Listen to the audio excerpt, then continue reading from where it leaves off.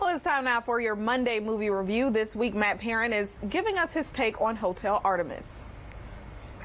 Welcome to another Monday. I didn't think there was any question that Ocean's 8 was going to take the top spot this weekend. The all-female addition to the franchise fared better than any of its predecessors, but I was not able to take this one in. No, I rolled the dice with another one of the wide releases this weekend that was relatively under the radar.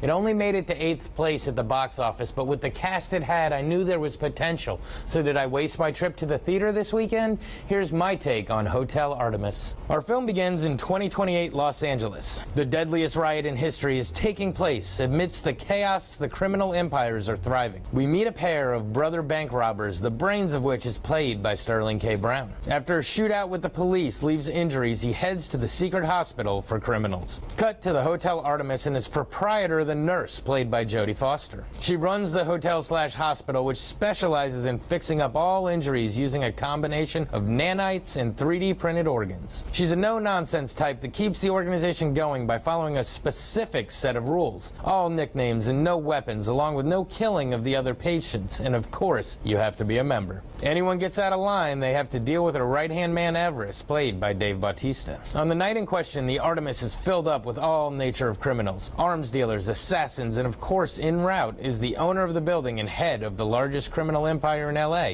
the Wolf King. As chaotic as it is outside with the riots, it's about to get as chaotic inside, with everyone having secret agendas, and of course, everything that can go wrong is about to. As the movie progresses, we're treated to backstories that interweave some of our players in interesting ways. We see type A personalities clashing at every turn, and we see what happens when a bunch of people used to looking out for number one suddenly have to work together for the purpose of survival. We see everything start to fall apart, but the action heats up to boiling, all with an amazing soundtrack underneath that, even though you don't realize it, sucks you even more into the action. We as the audience hold our breath to see if any of these criminals can make it through smelling like roses. So, what to say about this one? I went into the theater having seen a trailer, but not knowing much about it other than it piqued my interest. And as much as I worried that I hadn't gone to Ocean's 8, my worries were unfounded. This movie sucks you in from the very beginning and doesn't let you back out until the final credits roll.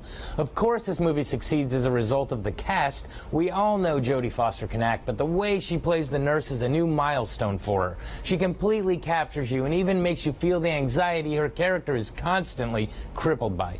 Dave Bautista continues to amaze with every performance he gives, and it's impossible to not root for him in everything he does.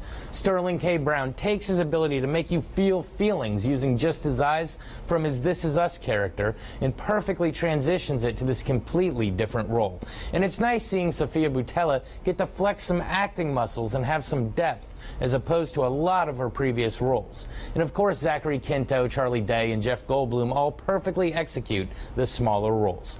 Sure, this movie has some similarities to John Wick. I was out and they pulled me back in an organization that caters solely to criminals, but it is in no way a ripoff. I actually see it more as having a Free Fire vibe, where a bunch of people are in a situation that we know not everyone is going to fare too well in, but we're excited to see exactly how it plays out. I found it extremely enjoyable and am not shy about recommending it at all. It was one of the more fun experiences in the theater this year. This has been your Monday Movie Musing. Back to you.